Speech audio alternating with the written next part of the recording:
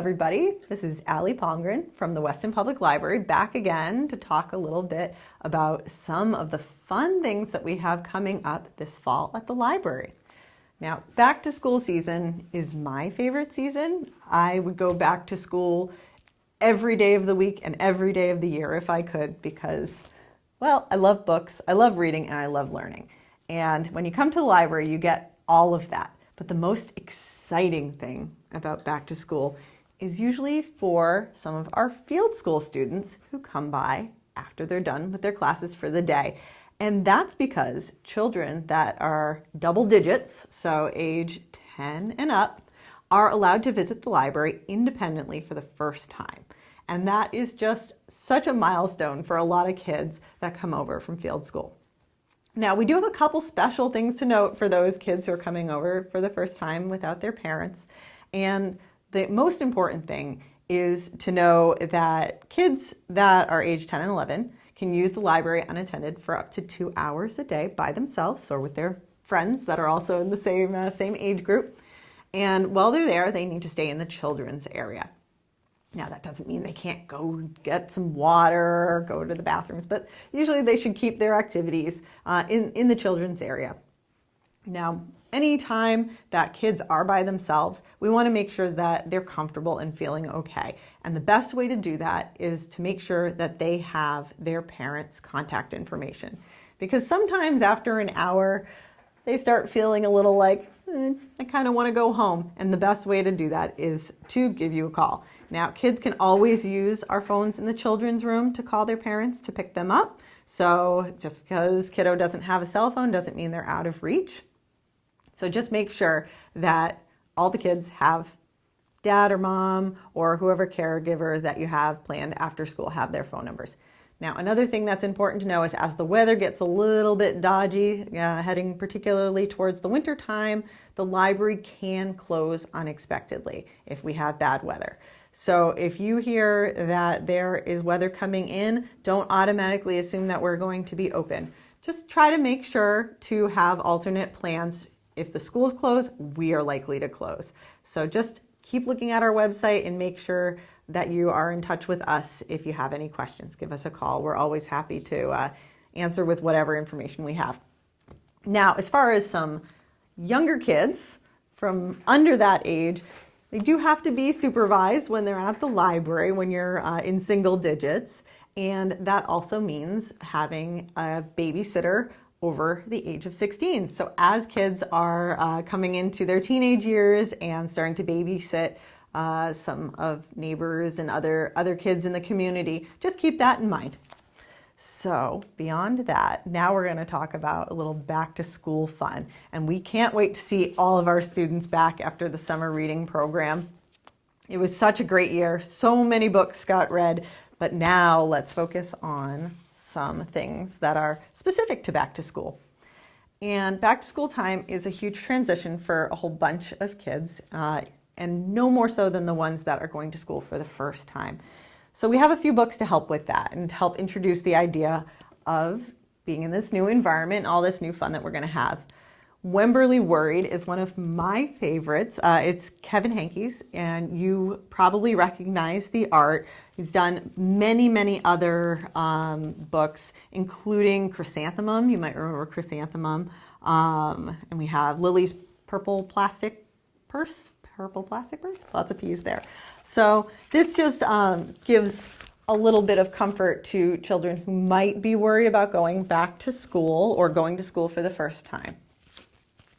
Now, another first time school moment here, A Place Called Kindergarten, is actually told from the view of the animals that are so used to seeing their little friend greet them every day, and all of a sudden he's taken away on a big yellow school bus. It's a really fun way to look at going back to school and going to school for the first time and being away from home. Now, if you have some more grade-specific worries, we have books that cover that too. Just ask our children's librarians and they can point you in the way of things like what we have here, the Natasha Wing, The Night Before First Grade and The Night Before Second Grade. And that kind of helps kids that have more age-specific questions. Now, I have to show my favorite of books because it's Allosaurus and the First Day of School. I am named Allie, so I also love dinosaurs. So this is one that talks a little bit about going to school and being you and being genuinely you, which is pretty cool. Finding your own tribe of people that will become some of your best friends. And the last one's in this pile. Now, I don't have the first one in this series. It's the first one is We Don't Eat Our Classmates. And the reason why I don't have it is because it's so popular. It is one of our favorite books in our house. And it follows a T-Rex called Penelope Rex. And she has all sorts of drama being the only T-Rex in a school full of children. I might have talked about this one before, but these two follow-up books, and another one actually is coming out, I think, a little later this fall. We have We Will Rock Our Classmates, and We Don't Lose Our Class Goldfish. So they're really, really, really funny, and I really recommend it for the younger set. So people in preschool, kindergarten. Gives a good introduction on what school might be like, but with a lot of humor. So now that we've done the little kids, let's move on to some of our older kids. And we have some great graphic novels, if anybody is interested in that. We have one called Fresh Start, New School, New Friends, New Challenges, and this is Gail Galligan is the author here. There's another one, this one I believe is also, yes, this one is not a graphic novel, How to Win a Slime War. But again, for older kids and also moving to a new school. So if you have somebody who's going from one school to another, these might be a good choice. Now, heading towards, again, older kids here. We've got Middle School Misadventures, Operation Hat Heist, which is fun. Now, even though it says middle school, definitely appropriate for some of the kids in 4th grade, 5th grade, just a great little comic here. Again, same thing, middle school and other disasters. Now, if anybody was a fan of Heidi Heckelbeck, you might recognize her here. She's not just for little kids, she grows up with your kids. So Heidi Heckelbeck fans can get a little bit more out of her story in the fun format that we all love, which mixes great illustrations with fun, readable font, as well as some the variable font that makes you really grasps your attention.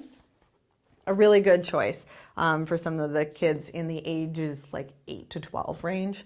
More, I would say, on the younger side, maybe 8 to 10 range. Really a good time. Another one that we like to recommend, if you liked this book because of Mr. Terup, you can also enjoy Rob Boyea, I can never say his name, some of his other books. And this one is Carter Avery's Tricky 4th Grade Year. Very fun. He has this book needs some repair. It's falling apart, a little well-loved. But he just has a great way of writing characters. And his character-driven stories have just become beloved by tons of ages. But this is a 4th and 5th grade kind of level book. Highly recommended. All right, moving swiftly along to the 4th-ish, maybe a little bit younger on this one. You'll recognize Judy Blume. We love her. It's more of my generation, but it still speaks to most of the 4th grade nothings. So Tales of a 4th Grade Nothing. And it's really great. This follows Fudge, one of our favorite characters. That's in some of the other Judy Blume books that you might recognize. Good pick there. Now this one is unique. This is called No More Dead Dogs. And it's Gordon Corman. And the title, don't let it put you off, but No More Dead Dogs follows a boy. Wallace is his name, and he's a very reluctant football hero. So he doesn't quite fit the stereotype, but he is where he is. And he is suspended from his football team because he writes a very scathing book report about how all of the books that seem to be in the choices that he can read and in the canon for his grade level seem to have a dead dog. And he's just not okay with that. So that starts this huge avalanche of adventures in this book. Very fun, highly recommended, especially if you, like me, were traumatized by Where the Red Fern Grows when you were in like 3rd grade. So enjoyable. Now, back to school is not just for younger kids and grade school kids. And I'm going to make an argument that this book, even though it's young adult, is actually an adult book as well. Rainbow Rowell is the author. You would know her from some adult books that she's also writing now. Fangirl was one that kind of bridges the gap into emerging adult. And she just wrote a book called Cherry Baby, which is very popular right now, really good. That one is solidly adult. Fangirl is emerging adult, so more in the late high school to college range. This one is an everyone book to me. It is a love story.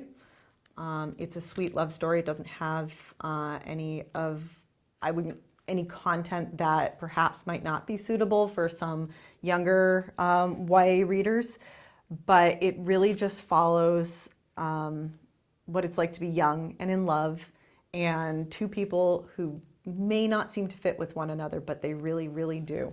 I almost get tearful just talking about it. Such a good book, but definitely should be on your back to school reading list. And for that, I'm going to transition into a thoroughly adult back to school book. This one is called Ninth House, and it's Leigh Bardugo. And you will recognize her also from some YA offerings. This one is solidly adult, although we do have it in our YA collection as well. We are going to put this one in the category of dark academia. And it follows some college students that get into some supernatural hijinks. Amazing, especially if you really love the idea of cool, crisp mornings with like tweed and ivy covered buildings. Solid. There is a second one that has already come out, and then the third one will be coming out again, I think a little later this fall. So it definitely brings you to the ivy-lined walkways of New Haven, and you will never want to leave. So enjoy back to school. We will enjoy seeing all of you back at the library. Our school year programs start up again mid-September to late September and into October. So if you're looking for after-school book clubs and that type of thing, please check our website, which has newly been redesigned. So you might not find everything in the same place that you think you did before, but if you go to the Kids and Teens tab, you'll see all of that same information on how you can sign up for some of our kids programs. And then our program calendar is right on our homepage now in a convenient list, and you can sign up for adult programs as well.